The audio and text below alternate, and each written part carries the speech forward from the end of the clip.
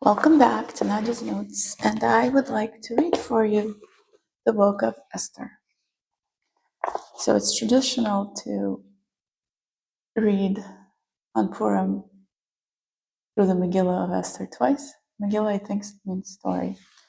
So this one is going to be a long one. The rendition was much shorter than this. This has like 10 huge chapters. And I'm reading from the United States Conference of Catholic Bishops' Bible. Dream of Mordecai. In the second year of the reign of Ahasuerus the Great, on the first day of Nisan, Mordecai, son of Jair, son of Shimei, son of Kish, of the tribe of Benjamin, had a dream. He was a Jew residing in the city of Susa, a prominent man who served at the king's court. And one of the captives whom Nebuchadnezzar, king of Babylon, had taken from Jerusalem with Jeconiah, king of Judah. This was his dream. There was noise and tumult, thunder and earthquake, confusion upon the earth. Two great dragons advanced, both poised for combat. They uttered a mighty cry, and at their cry every nation prepared for war, to fight against the nation of the just. It was a dark and gloomy day. Tribulation and distress, evil and great confusion lay upon the earth. The whole nation of the just was shaken with fear at the evils to come upon them, and they expected to perish. Then they cried out to God, and from their crying there arose, as though from a tiny spring, a mighty river, a flood of water. The light of the sun broke forth, the lowly were exalted, and they devoured the boastful. Having seen this dream and what God intended to do, Mordecai awoke. He kept it in mind and tried in every way until night to understand its meaning. Mordecai thwarts an assassination. Mordecai lodged in the courtyard with Bithan and Teresh, two eunuchs of the king who guarded the courtyard. He overheard them plotting, investigated their plans, and discovered that they were preparing to assassinate King Ahasuerus. So he informed the king about them. The king had two eunuchs questioned and upon their confession put to death. When the king had these things recorded, Mordecai too put them into writing. The king also appointed Mordecai to serve at the court and rewarded him for his actions. Haman, however, son of Hammedatha, a Bugian, who was held in high honor by the king, sought to harm Mordecai and his people because of the two eunuchs of the king. Esther becomes queen. Banquet of Ahasuerus. During the reign of Ahasuerus, the same Ahasuerus who ruled over 127 provinces from India to Ethiopia, while he was occupying the royal throne in the royal precinct of Susa, in the third year of his reign, he gave a feast for all his officials and ministers, the Persian and Median army officers, the nobles, and the governors of the provinces. For as many as 180 days, he displayed the glorious riches of his kingdom and the resplendent wealth of his royal estate. At the end of this time, the king gave a feast of 7 days in the garden court of the royal palace for all the people, great and small, who were in the royal precinct of Susa.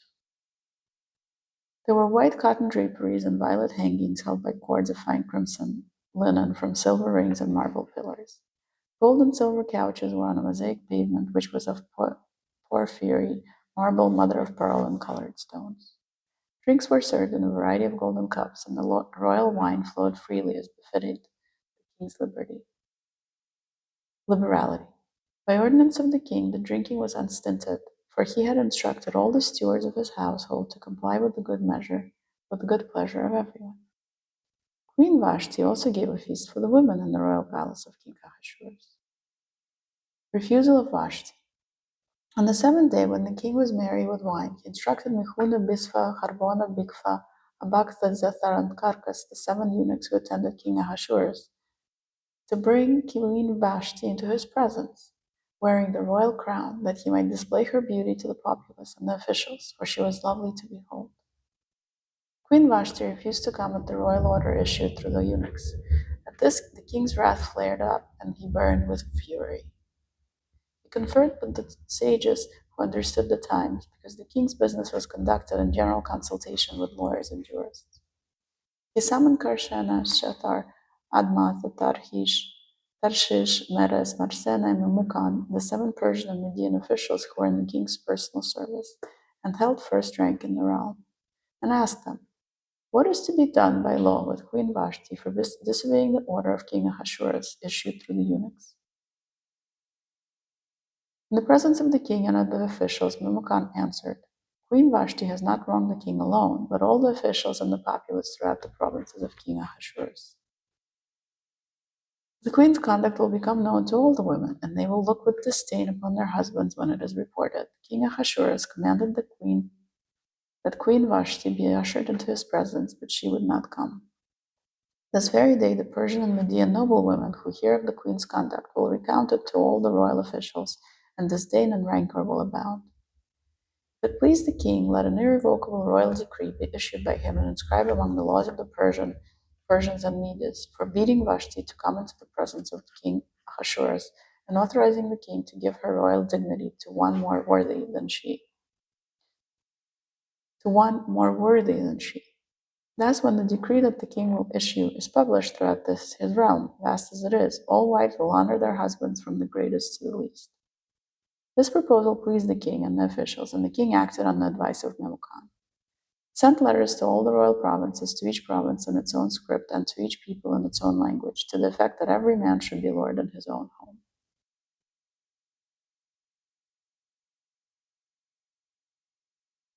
The search for a new queen. After this, when King Ahasuerus' wrath had cooled, he thought over what Vashti had done and what had been decreed against her. Then the king's personal attendant suggested, "Let beautiful young virgins be sought for the king. Let the king appoint emissaries in all the provinces of his realm to gather all beautiful young virgins into the harem and the royal precinct of Susa. Under the care of the royal eunuch Haggai, guardian of the women, let cosmetics be given them. Then the young woman who pleases the king shall reign in place of Vashti." This suggestion pleased the king, and he acted accordingly. There was in the royal precinct of Susa a certain Jew named Mordecai, son of Jair, son of Shimei, son of Kish, a Benjaminite, who had been exiled from Jerusalem with the captives taken by Jeconiah, king of Judah, whom Nebuchadnezzar, king of Babylon, had deported. He became foster father to his cousin Hadassah, that is Esther, when she was both mother and father. The young woman was beautifully formed and lovely to behold. On the death of her father and mother, Mordecai adopted her as his own daughter. When the king's order and decree had been proclaimed and many young women brought together to the royal precinct of Susa under the care of Haggai, Esther also was brought into the royal palace under the care of Haggai, guardian of the women. The young woman pleased him and won his favor, so he promptly furnished her with cosmetics and provisions. Then, choosing 7 maids for her from the royal palace, he transformed both her and her maids to the best place in the harem. Transferred. Esther did not reveal her nationality or family, for Mordecai had commanded her not to do so. Day by day, Mordecai would walk about in front of the court of the harem to learn how Esther was faring and what was to become of her. After the 12 months' preparations decreed for the women, each one went in turn to visit King Ahasuerus. During this period of beautifying treatment, 6 months were spent with oil of myrrh, and the other 6 months with perfumes and cosmetics. Then, when each one was to visit the king, she was allowed to take with her from the harem to the royal palace whatever she chose. She would go in the evening and return in the morning to a second harem under the care of the royal eunuchs Shashgaz, guardians of the concubines. She could not return to the king unless he was pleased with her and had her summoned by name. As for Esther, daughter of Abihail, an adopted daughter of his nephew Mordecai, when her turn came to visit the king, she did not ask for anything but what the royal eunuch Haggai, guardian of the women, suggested. And she won the admiration of all who saw her. Ahasuerus chooses Esther. Esther was led to King Ahasuerus in his palace in the 10th month Tebeth, in the 7th year of his reign. The king loved Esther more than all other women, and all of the virgins she won his favor, and of all the virgins she won his favor and goodwill. So he placed the royal crown on her head and made her queen in place of Vashti. Then the king gave a great feast in honor of Esther to all his officials and servants, granting a holiday to the provinces and bestowing gifts with royal generosity. Mordecai thwarts an assassination. As was said, from the time the virgins had been brought together, and while Mordecai was passing his time at the king's gate, Esther did not reveal her family or nationality, because Mordecai had told her not to, and Esther continued to follow Mordecai's instructions, just as she had when she was being brought up by him. During the time that Mordecai spent at the king's gate, Bigthan and Teresh, 2 of the royal eunuchs who guarded the entrance, became angry and plotted to assassinate King Ahasuerus. When the plot became known to Mordecai, he told Queen Esther, who in turn informed the king in Mordecai's name. The matter was investigated and verified, and both of them were impaled on stakes. This was written in the annals in the king's presence. Mordecai refuses to honor Haman. After these events, King Ahasuerus promoted Haman, son of Hammedatha the Agagite, to high rank, seating him above all his fellow officials. All the king's servants who were at the royal gate would kneel and bow down to Haman, for that is what the king had ordered in his regard. Mordecai, however, would not kneel and bow down. The king's servants who were at the royal gate said to Mordecai, "Why do you disobey the king's order?" When they had reminded him day after day, and he would not listen to them, they informed Haman to see whether Mordecai's explanation would prevail, since he had told them that he was a Jew. Haman's reprisal. When Haman observed that Mordecai would not kneel and bow down to him, he was filled with anger. But he thought it was beneath him to attack only Mordecai. Since they had told Haman of Mordecai's nationality, he sought to destroy all the Jews. Mordecai's people throughout the realm of King Ahasuerus. In the first month, Nisan, in the 12th year of King Ahasuerus, the pure, or lot, was cast in Haman's presence to determine the day and the month for the destruction of Mordecai's people on a single day. And the lot fell on the 13th day of the 12th month, Adar. Decree against the Jews. Then Haman said to King Ahasuerus, "Dispersed among the nations throughout the provinces of your kingdom, there is a certain people living apart. Their laws differ from those of every other people, and they do not obey the laws of the king, so it is not proper for the king to tolerate them. If it please the king, let a decree be issued to destroy them, and I will deliver to the procurators 10,000 silver talents for deposit in the royal treasury." The king took the signet ring from his hand and gave it to Haman, son of Hammedatha the Agagite, the enemy of the Jews. The king said to Haman, "The silver is yours as well as the people to do with as you please." So the royal scribes were summoned on the 13th day of the first month, and they wrote as the dictation of Haman, an order to the royal satraps, the governors of every province, and the officials of every people, to each province in its own script and to each people in its own language. It was written in the name of King Ahasuerus and sealed with the royal signet ring. Letters were sent by couriers to all the royal provinces to destroy, kill, and annihilate all the Jews, young and old, including women and children, in one day, the 13th day of the 12th month Adar, and to seize their goods as spoils. Chapter B. This is a copy of the letter. The great king Ahasuerus writes to the satraps of the 127 provinces from India to Ethiopia and the governors subordinate to them as follows. When I came to rule many peoples and to hold sway over the whole world, not being carried away by a sense of my own authority, but always acting fairly and with mildness, I determined to provide for my subjects a life of lasting tranquility, and by making my kingdom civilized and safe for travel to its furthest borders, to restore the peace desired by all people. When I consulted my counselors as to how this might be accomplished, Haman, who excels among us in discretion, who is outstanding for constant goodwill and steadfast loyalty, who has gained a place in the kingdom second only to me, brought it to our attention that mixed among all the nations throughout the world there is one people of ill will, which by its laws is opposed to every other people and continually disregards the decrees of kings, so that the unity of the empire blamelessly designed by us cannot be established. Having noted, therefore, that this nation and it alone is continually at the variance with all people, lives by divergent and alien laws, is inimical to our government, and does all the harm it can to undermine the stability of the kingdom, we hereby decree that all those who are indicated to you in the letters of Haman, who is in charge of the administration and is second father to us, shall, together with their wives and children, be utterly destroyed by the sword of their enemies, without any pity or mercy, on the 14th day of the 12th month Adar of the current year. So that when these people, whose present ill will is of long standing, have gone down into Hades by a violent death in a single day, they may leave our government completely stable and undisturbed for the future.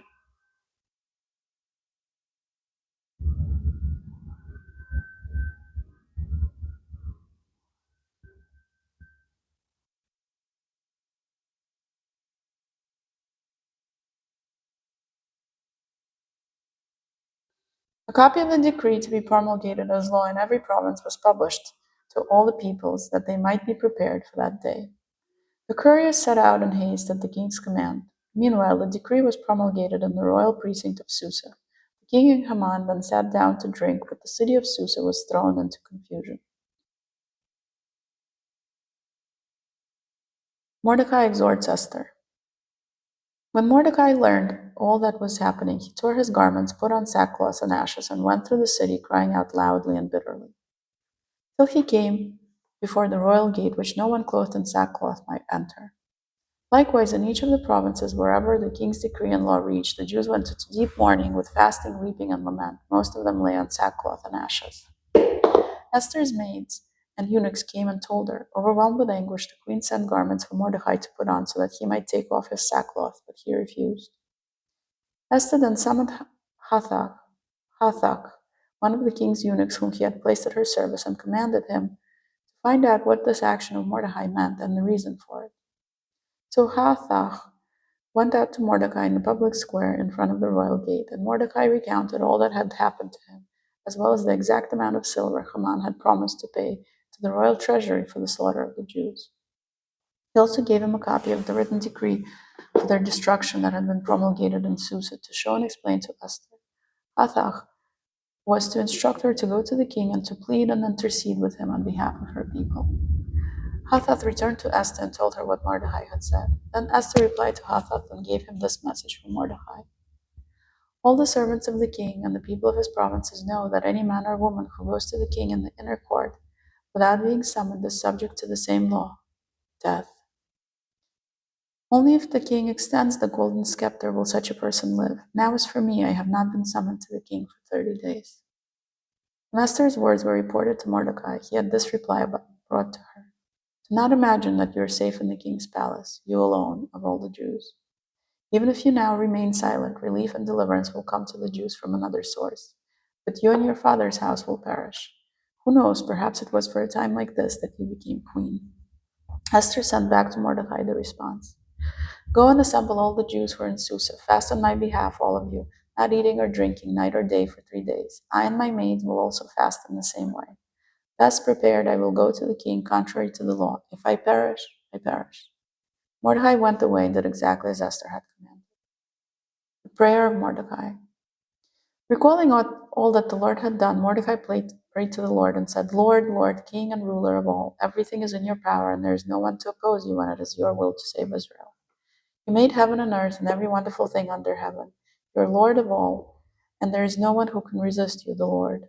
You know all things. You know, Lord, that it was not out of insolence or arrogance or desire to glory that I acted thus and not bowing down to the arrogant Haman. I would have gladly kissed the soles of his feet for the salvation of Israel. But I acted as I did so as not to place the honor of a mortal above that of God. I will not bow down to anyone but you, my Lord. It is not out of arrogance that I'm acting like this. Or it is not out of arrogance that I'm acting thus. And now, Lord God, King, God of Abraham, spare your people, for our enemies regard us with deadly envy and are bent upon destroying the inheritance that was yours from the beginning. Do not spurn your portion, which you redeemed for yourself out of the land of Egypt. Hear my prayer, have pity on your inheritance, and turn our mourning into feasting, that we may live to sing praise to your name, Lord. Do not silence the mouths of those who praise you. All Israel, too, cried out with all their strength, for death was staring them in the face. Prayer of Esther. Queen Esther, seized with mortal anguish, fled to the Lord for refuge. Taking off her splendid garments, she put on garments of distress and mourning. In place of her precious ointments, she covered her head with dung and ashes. She afflicted her body severely, and in place of her festive adornments, her tangled hair covered her. Then she prayed to the Lord, the God of Israel, saying, My Lord, you alone are our King. Help me, who am alone and have no help but you, for I am taking my life in my hand. From birth I have heard among my people that you, Lord, chose Israel from among all nations and our ancestors from among all their forebearers as a lasting inheritance, and that you fulfilled all your promises to them. But now we have sinned in your sight, and you have delivered us into the hands of our enemies.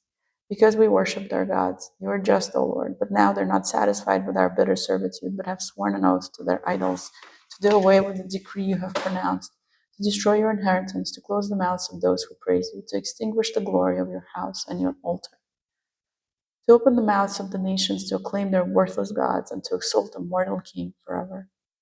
Lord, do not relinquish your scepter to those who are nothing. Do not let our foes gloat over our ruin, but turn their own counsel against them and make an example of the one who began this against us. Be mindful of us, Lord. Make yourself known in the time of our distress and give me courage, King of gods and ruler of every power. Put in my mouth persuasive words in the presence of the lion, and turn his heart to hatred for our enemy, so that he and his co-conspirators may perish. Save us by your power and help me, who am alone and have not one but you, Lord. You know all things. You know that I hate the pomp of the lawless and abhor the bed of the uncircumcised or of any foreigner. You know that I'm under constraint, that I abhor the sign of grandeur that rests on my head when I appear in public. I abhor it like a polluted rag and do not wear it in private. I, your servant, have never eaten at the table of Haman, nor have I graced the banquet of the king or drunk the wine of libations. From the day I was brought here till now, your servant has had no joy except in your word, God of Abraham. O God, whose power is over all, hear the voice of those in despair. Save us from the power of the wicked and deliver me from my fear. Esther goes to Ahasuerus. On the third day, ending her prayer, she took off her prayer garments and arrayed herself in her splendid attire. In making her appearance after invoking the all-seeing God and Savior, she took with her two maids. On the one she leaned gently for support, while the other followed her bearing her train. She glowed with perfect beauty, and her face was as joyous as it was lovely, though her heart was pounding with fear. She passed through all the portals till she stood before the king, who was seated on his royal throne, clothed in full robes of state, and covered with gold and precious stones, so that he inspired great awe. As he looked up in extreme anger, his feature fiery and majestic, the queen staggered, turned pale, and fainted, collapsing against the maid in front of her. But God changed the king's anger to gentleness. In great anxiety, he sprang from his throne, held her in his arms until she recovered, and comforted her with reassuring words.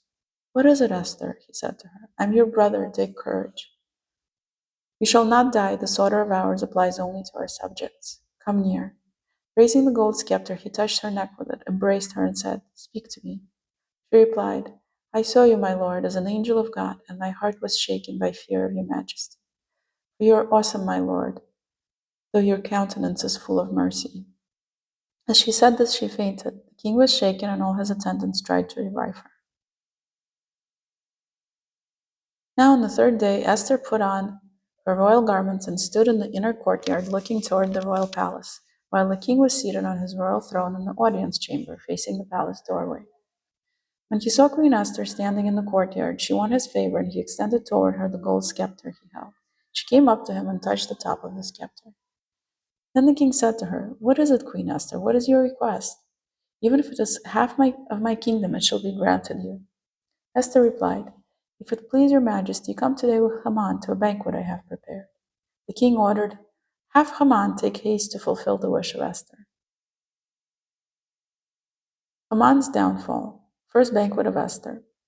So the king went to with Haman to the banquet Esther had prepared. During the drinking of the wine, the king said to Esther, Whatever you ask for shall be granted, and whatever request you make shall be honored, even if it is for half my kingdom. Esther replied, This is my petition and request.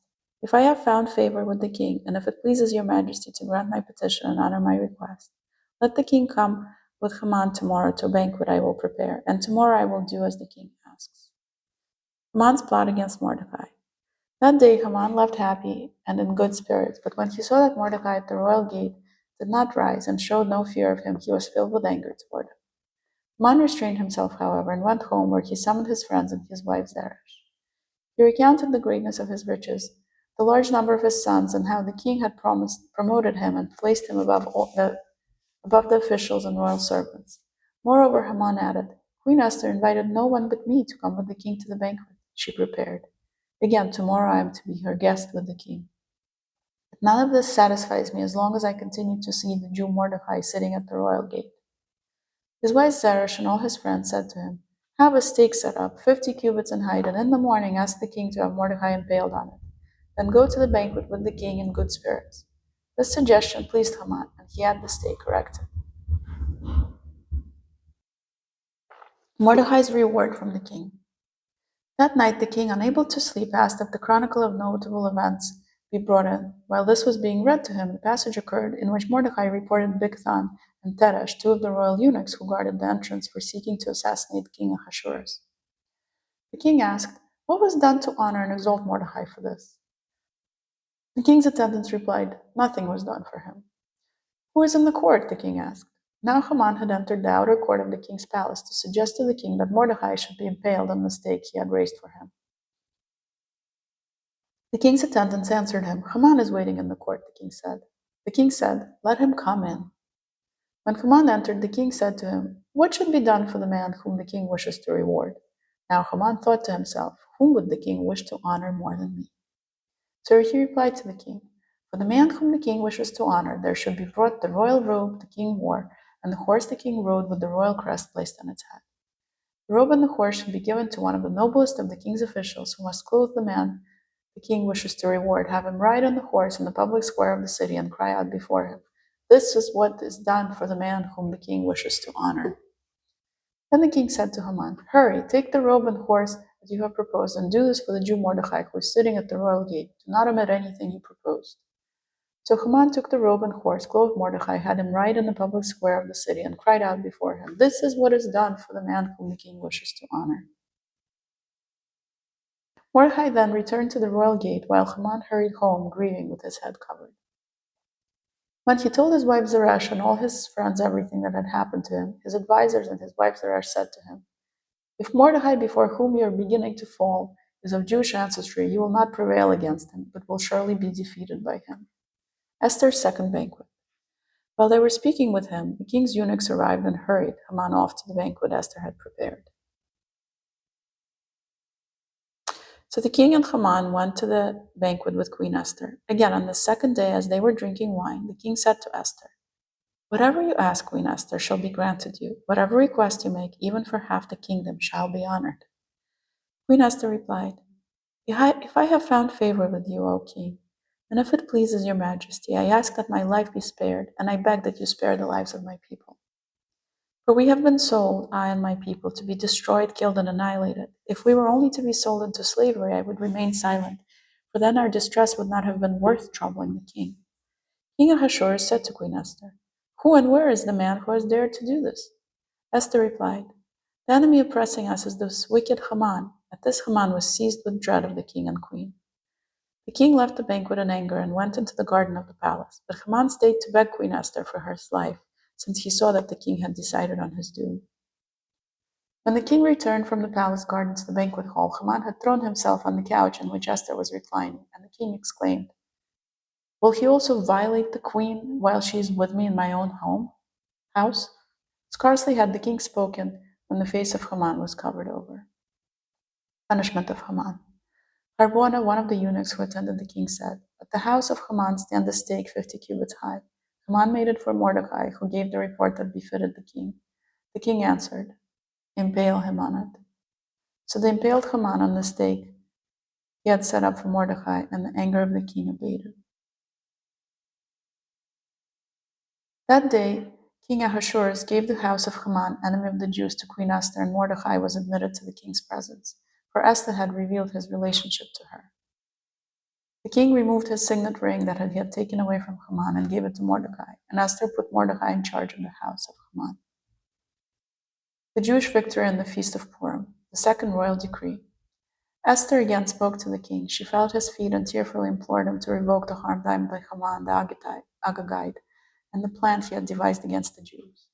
The king stretched forth the golden scepter to Esther, so she rose and, standing before him, said, if it seems good to the king, and if I have found favor with him, if the thing seems right to the king and I am pleasing in his eyes, let a document be issued to revoke the letters that the schemer Haman, son of Hammedatha, the Agagite, wrote for the destruction of the Jews in all the royal provinces.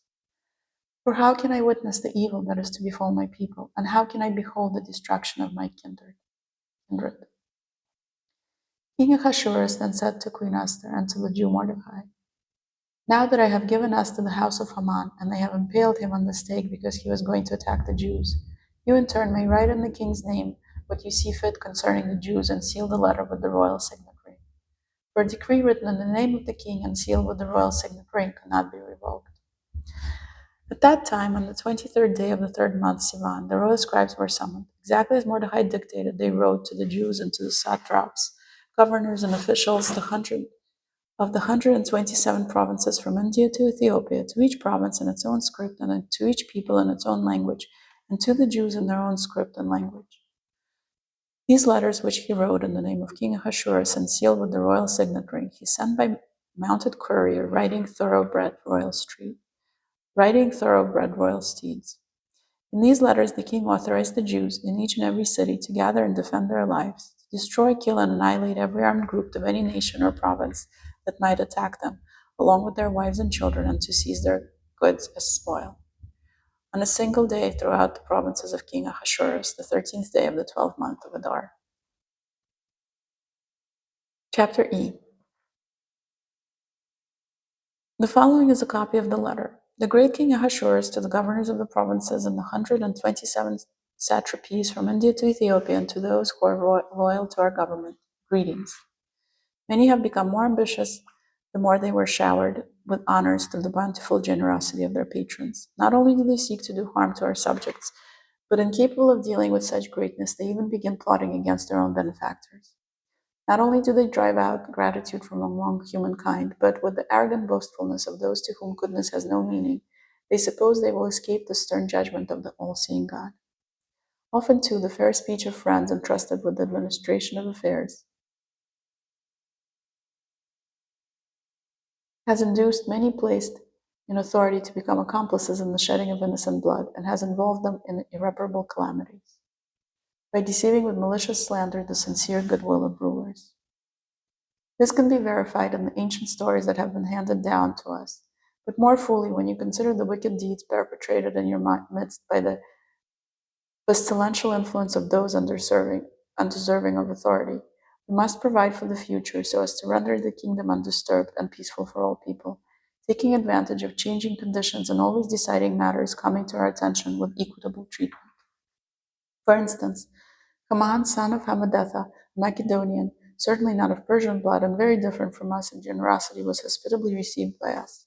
He benefited so much from the good will we have toward all peoples that he was proclaimed our father before whom everyone was to bow down, and he attained a position second only to the royal throne. But unable to control his arrogance, he strove to deprive us of kingdom and of life. And by weaving intricate webs of deceit, he demanded the destruction of Mordecai, our savior and constant benefactor, and of Esther, our blameless royal consort, together with their whole nation. For by such measures he hoped to catch us defenseless and to transfer the rule of the Persians to the Macedonians. But we find that the Jews who were doomed to extinction by this arch-criminal are not evildoers, but rather are governed by very just laws, and are the children of the Most High, the living God of majesty, who has maintained the kingdom in a flourishing condition for us and for our forebears. You will do well then to ignore the letter sent by Haman, son of Hammedatha, for he who composed it has been impaled, together with his entire household, before the gates of Susa. Thus swiftly has God, who governs all, brought just punishment upon him. You shall exhibit a copy of this letter publicly in every place to certify that the Jews may follow their own laws, and that you may help them on the day sent for their ruin, the 13th day of the 12th month Adar, to defend themselves against those who attack them. For God, the ruler of all, had turned that day from one of destruction of the chosen people into one of joy for them. Therefore, you too must celebrate this memorable day among your designated feasts with all rejoicing, so that both now and in the future it may be celebration of deliverance for us and for Persians of goodwill, but for those who plot against us a reminder of destruction. Every city and province, without exception, that does not observe this decree shall be ruthlessly destroyed with fire and sword, so that it will be left not merely untrodden by people, but even shunned by wild beasts and birds forever. A copy of the letter to be promulgated as law in each of every province was published among all the peoples, so that the Jews might be prepared on that day to avenge themselves on their enemies. Couriers mounted on royal steeds sped forth in haste at the king's order, and the decree was promulgated in the royal precincts of Susa. Mordecai left the king's presence clothed in royal robe of violet and of white cotton, with a large crown of gold and a mantle of fine crimson linen. The city of Susa shouted with joy. And for the Jews there was splendor and gladness, joy and triumph. In each and every province and in each and every city, wherever the king's order arrived, there was merriment and joy, banqueting and feasting for the Jews. And many of the peoples of the land identified themselves as Jews, for fear of the Jews fell upon them. The massacre reversed. When the day arrived on which the order decreed by the king was to be carried out, the 13th day of the 12th month, Adar, on which the enemies of the Jews had expected to overpower them, the situation was reversed. The Jews overpowered those who hated them. The Jews mustered in the cities throughout the provinces of King Ahasuerus to attack those who sought to do them harm, and no one could withstand them, for fear of them fell upon all the peoples. Moreover, all the officials of the province, the satraps, governors, and royal procurators, supported the Jews out of fear of Mordecai. For Mordecai was powerful in the royal palace, and the report was spreading through all the provinces that he was continually growing in power. The Jews struck down all their enemies with the sword, killing and destroying them. They did to those who hated them as they pleased. In the royal precinct of Susa, the Jews killed and destroyed 500 people. They also killed Parshan, Datha, Dalphon, Asta, Paratha, Dalia, Aridatha, Parmashta, Arisai, Aridai, and Vaizatha, the 10 sons of Haman, son of Hamadatha, the foe of the Jews. However, they did not engage in plundering. The foe of the Jews. However, they did not engage in plundering. On the same day, when the number of those killed in the royal precinct of Susa was reported to the king, he said to Queen Esther, "In the royal precinct of Susa, the Jews have killed and destroyed 500 people, as well as the 10 sons of Haman. What must they have done in the other royal provinces? You shall again be granted whatever you ask, and whatever you request shall be honored." So Esther said, "If it pleases your majesty, let the Jews in Susa be permitted again tomorrow to act according to today's decree, and let the 10 sons of Haman be impaled on stakes." The king then gave an order that this be done, and the decree was published in Susa. So the 10 sons of Haman were impaled, and the Jews in Susa mustered again on the 14th of the month of Adar and killed 300 people in Susa. However, they did not engage in plundering.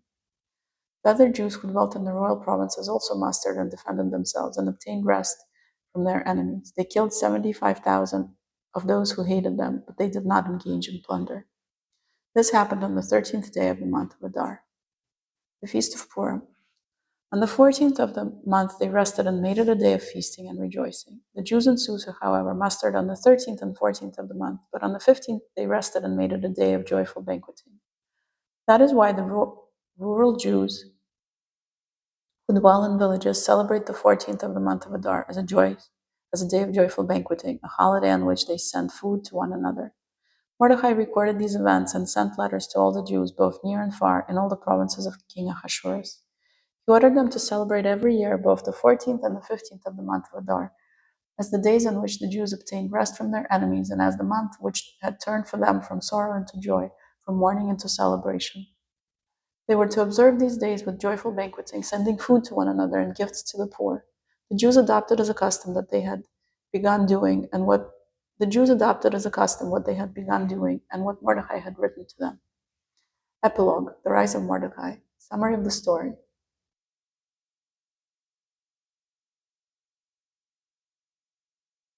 Haman, son of Hamadatha, the Agagite, the foe of all the Jews, had planned to destroy them and had cast the poor or lot for the time of their defeat and destruction. Yet when the plot became known to the king ordered in writing that the wicked plan Haman had devised against the Jews should instead be turned against Haman, and that he and his sons should be impaled on stakes. And so these days have been named Purim, after the word poor. Thus, because of all that was contained in this letter, and because of what they had witnessed and experienced in this event, the Jews established and adopted as a custom for themselves, their descendants, and all who should join them, the perpetual obligation of celebrating these 2 days every year in the manner prescribed by this letter and at the time appointed. These days were to be commemorated and kept in every generation by every clan in every province and in every city. These days of Purim were never to be neglected among the Jews, nor forgotten by their descendants. Esther and Mordecai act in concert. Queen Esther, daughter of Abihail, and Mordecai, the Jew, wrote to confirm with full authority the second letter about Purim, and Mordecai sent documents concerning peace and security to all the Jews in the 127 provinces of Ahasuerus' kingdom. Thus were established for their appointed time these days of Purim, which Mordecai the Jew and Queen Esther had designated for the Jews, just as they had previously enjoined upon themselves and upon their descendants the duty of fasting and supplication. The command of Esther confirmed these prescriptions for Purim and was recorded in the book.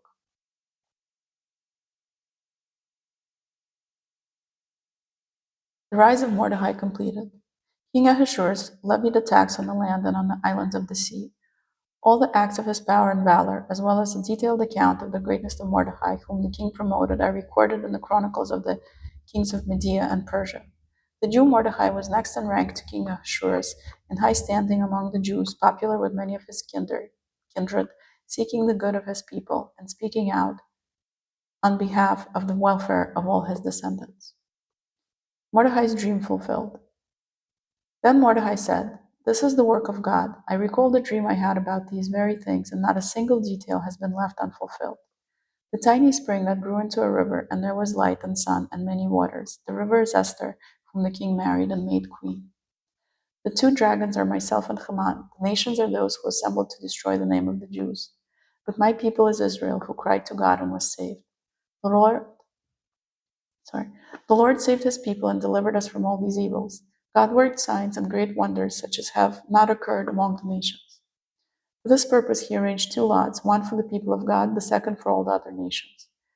These two lots were fulfilled in the hour, the time, and the day of judgment before God and among all the nations. God remembered his people and rendered justice to his inheritance. Gathering together with joy and happiness before God, they shall celebrate these days on the 14th and 15th of the month Adar throughout all future generations of his people Israel. Colophon. In the 4th year of the reign of Ptolemy and Cleopatra, Dositheus, who said he was a priest and Levite, and his son Ptolemy brought the present letter of Purim, saying that it was genuine and that Lysimachus, son of Ptolemy of the community of Jerusalem, had translated it.